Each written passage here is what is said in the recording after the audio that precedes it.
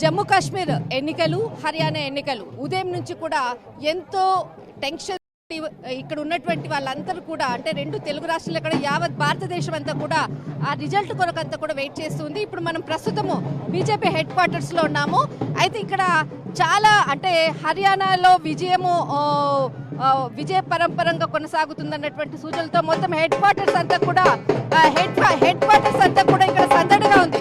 ఇప్పుడు మనతో పాటు అంతా కూడా ఇక్కడ తెలుగు వాళ్ళు కూడా ఉన్నారు. ఇక్కడ బీజేపీకి సంబంధించినటువంటి అంటే హెడ్ క్వార్టర్స్ కోఆర్డినేటర్ బాలరాజ్ గారు కూడా ఉన్నారు ఇక్కడ. నమస్తే అన్న. నమస్తే.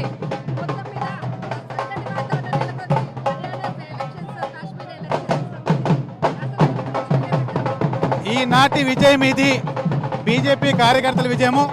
నరేంద్ర మోదీ గారి నేతృత్వంలో మనం చూసినట్టయితే ప్రతి రాష్ట్రంలో విజయం పొందుతున్నాము. అలాగే ఈ యొక్క ఏదైతే వేవ్ ఉందో ఇది మళ్ళీ మహారాష్ట్ర నుండి జార్ఖండ్ వరకు ప్రవహించే ప్రభావం ఉంది. ఇది ప్రతి కార్యకర్త అందరూ కాంగ్రెస్ పొద్దున్న చూసినట్టయితే ఈరోజు వార్తలన్నీ కూడా కాంగ్రెస్ కాంగ్రెస్ కాంగ్రెస్.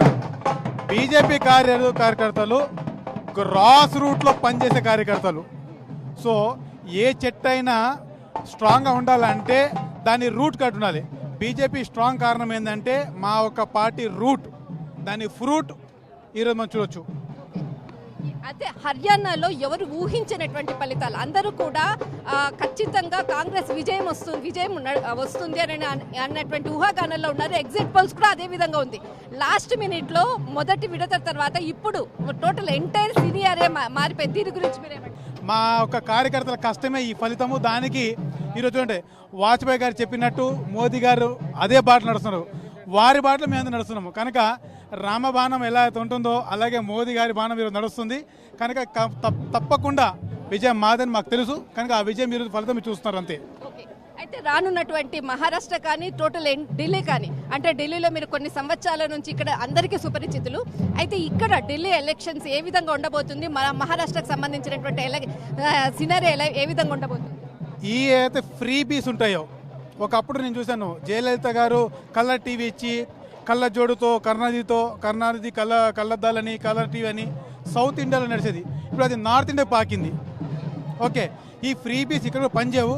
ఏదైతే కేజ్రీవాల్ ఫ్రీ అని చెప్పాడో ఆయన ఏం చేసా చూసాం మనము.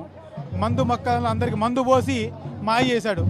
మందు మత్తు కొంచెంకాలం ఉంటుంది, అది దిగాక మనిషి కళ్ళు తెరుచుకుంటాడు. అలాగే ఇప్పుడు ఢిల్లీ మత్తులో ఉంది. ఆ మత్తు విడితే కానీ జనాలు తెలియదు. అది ఇప్పుడు వీడడం స్టార్ట్ అయింది. తప్పకుండా ఈ హర్యానా రిజల్ట్ ప్రతి ఒక్కరి కన్ను విప్పు చేస్తుంది. ఆమ్ ఆద్మీ పార్టీ దాదాపు పాదయాత్ర చేపట్టింది దాదాపు 2 వారాల నుంచి కూడా హర్యానాలో. అయితే టోటల్ గా మా ఎఫెక్ట్ చాలా మటుకు బీజేపీకి రానివ్వము, ఖచ్చితంగా మేము అధికారం అన్నటువంటిది ఒక సినారియో మద్దతు తీసుకుని ఇంటింటికి వెళ్ళారు. కానీ అక్కడ ఖాతా కూడా తెలియలేనటువంటి పరిస్థితి. దీని గురించి మీరేమంటారు? రానివ్వము అనడానికి వాళ్ళు ఉంటే కదా, ఆల్రెడీ మేము ఉన్నాం అక్కడ హర్యానాలో. ఇది 3వ గవర్నమెంట్. సో రానివ్వడానికి ప్రసక్తి లేదు. ఎందుకంటే వాళ్ళు ఎవరు రాలేరు. కనుక ఇవన్నీ ఉత్తమ మాటలు. ప్రజలు ఎవరు కూడా ఇవన్నీ మాటలు నమ్మద్దు. వచ్చే రాష్ట్రాలు కూడా బీజేపీ కైవసం చేసుకోబోతుంది. ఇదే వాతావరణం మన తెలంగాణ కూడా రాబోతుంది. ఎందుకంటే కాంగ్రెస్ ఏంటో చూస్తున్నాం. ఈరోజు చూసుకుంటే రేవంత్ రెడ్డి గారు చేస్తున్న పనులు, ఓకే, హైదరాబాద్ని హైదరాబాద్ చేశాడు. అదే HYD అంటే HYDR ఏ బాధ అంటే హైదరాబాద్ అయిపోయింది అది. కనుక ఇప్పుడు కాబోయేది వచ్చేది అక్కడ కూడా బీజేపీ ప్రభుత్వమే. కనుక జనాలకు తెలుస్తుంది. అట్లీస్ట్ ఆయనకి ఇచ్చిన ఎవరైతే సలహా ఇచ్చారో ఆయనకి ఇచ్చిన సలహా ఏదైనా దేవుడు చేస్తాడు, ఏదైనా మంచిగా చేస్తాడు. ఒక చెడు జరిగే ముందు మంచిగా అది. ఈరోజు దసరా సందర్భాలు చూడొచ్చు మనము. ఒక నరకాసును చంపడానికి 9 రోజులు దేవతలందరూ పూనుకున్నారు. అప్పుడే విజయం జరిగింది, విజయదశమి. అలాగే రేవంత్ రెడ్డి చేసే చెడు పనుల వల్ల రేపు విజయోత్సవం బీజేపీకి రాబోతుంది. ఇప్పుడు మొత్తం అంతా కూడా ఈ అట్మాస్ఫియర్ చూస్తుంటే ఇప్పుడు ముఖ్య పెద్దవాళ్ళు కూడా ఇక్కడికి వస్తున్నారు. ఎవరు వస్తున్నారు, ఏంటి సెలబ్రేషన్? ఈరోజు మా ప్రియతమ నాయకుడు నరేంద్ర మోదీ గారు, అలాగే రాజ్నాథ్ సింగ్ గారు, అలాగే నడ్డా గారు అందరి సమక్షంలో విజయ ఉత్సవాలు జరగబోతున్నాయి. డాక్టర్ ప్రేమరాజ్ గారు మనతో పాటు ఉన్నారు. అయితే ఒక్కసారి తెలంగాణ నుంచి వచ్చాము, ఇక్కడ సెలబ్రేషన్స్ ఉంటాయి, కొన్ని వర్క్ల మీద ఇక్కడికి వచ్చారు, వాళ్ళని అడిగి తెలుసుకుందాం. సార్, ముందుగానే ఈ విజయాన్ని మీరు ఊహించారంటారా?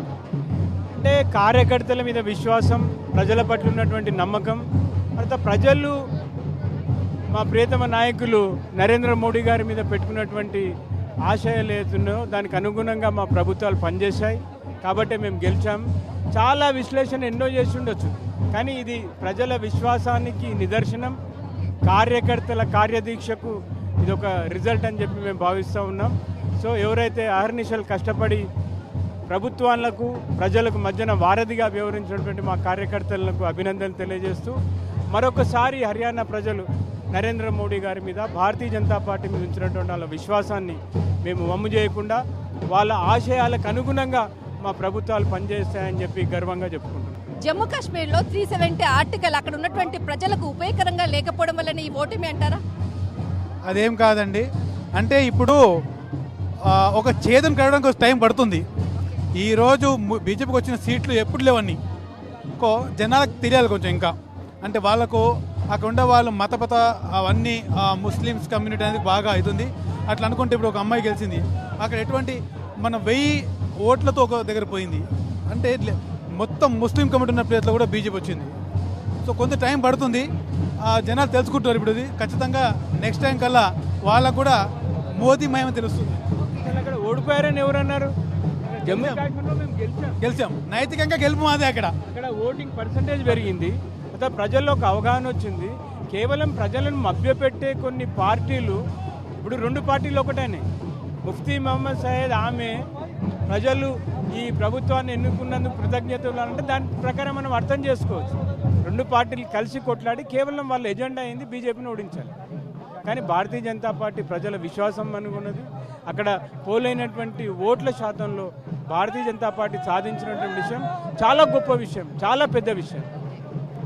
యాక్చువల్లీ హర్యానాలో గ్రౌండ్ లెవెల్లో ఆర్ఎస్ఎస్కి సంబంధించినటువంటి దాదాపు ఒక 15,000 మీటింగ్లు గ్రౌండ్ లెవెల్లో ఏర్పాటు చేసి ఆర్ఎస్ఎస్ బీజేపీ కలిసి పోటీ అంటే ఇక్కడ మొత్తం గ్రౌండ్ లెవెల్లో వర్క్ చేయడంతో ఈ విజయం వచ్చిందంటూ అంటున్నారు. దీని గురించి మీరేమంటారు?